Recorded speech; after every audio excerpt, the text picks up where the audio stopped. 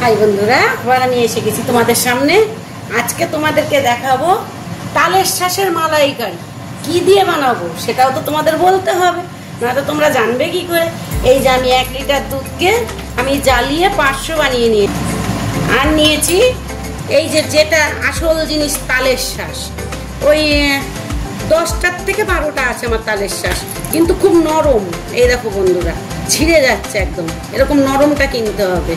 এই দেখো একদম ছিঁড়ে যাচ্ছে হাতের থেকে। এরকম নরম তালের শাঁস কিনে নিয়ে আসবে।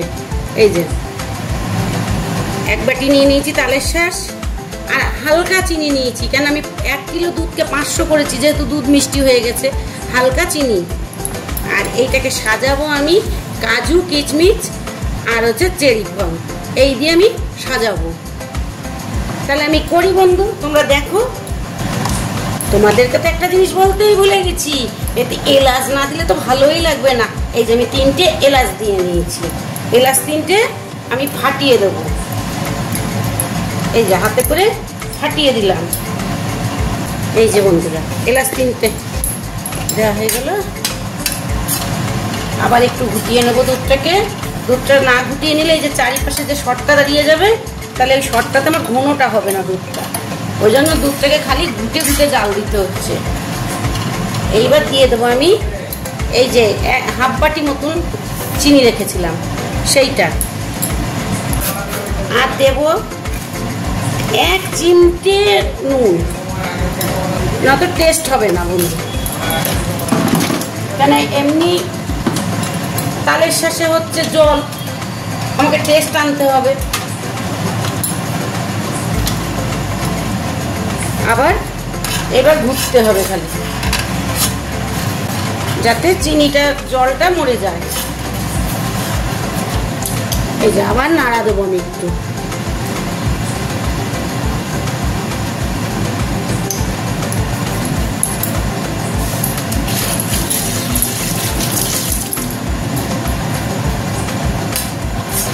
এই দেখো বন্ধুরা, আবার নাড়া দেবো আমি।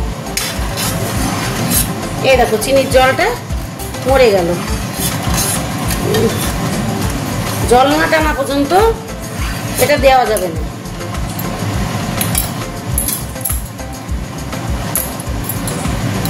আবার নাড়বো, এটাকে খালি নাড়তে হবে। নাড়তে নাড়তে দুধটাকে আমি পুরো শুকিয়ে নেবো। আমি তো কোনো গুঁড়ো দুধ কোনো কিছু ব্যবহার করিনি, ওই জন্য আমি খালি প্যাকেটের দুধই ব্যবহার করেছি। গরুর দুধও হয়, তা গরুর দুধ আমার কাছে আজকে নেই, আমি প্যাকেটের দুধই ব্যবহার করেছি। আর একটু হবে দুধটা। এই দেখো দুধ ঘন ঘন হয়ে আসছে একদম, আর একটু ঘন হবে দুধটা। এই যে আবার নাড়া দেবো, এটাকে খালি নাড়া দিতে হবে। এই দেখো বন্ধুরা, এবার চিনির জল সব জলটা টেনে গেল দুধের মধ্যে। খালি নাড়া দিয়েই যাবো, যাতে এই যে কড়াইয়ের গায়ে সরগুলো না আটকে যায় বেশি একটা, তাহলে এই সরগুলোতে বেশি টেস্ট হবে। আমি বলেছি মালাইকারি, তাহলে মালাইটা তো ফেলতে হবে আমাকে। এই দেখো বন্ধুরা, এবার দুধটা পুরো ঘন হয়ে গেল। আবার একটু নাড়া দেবো।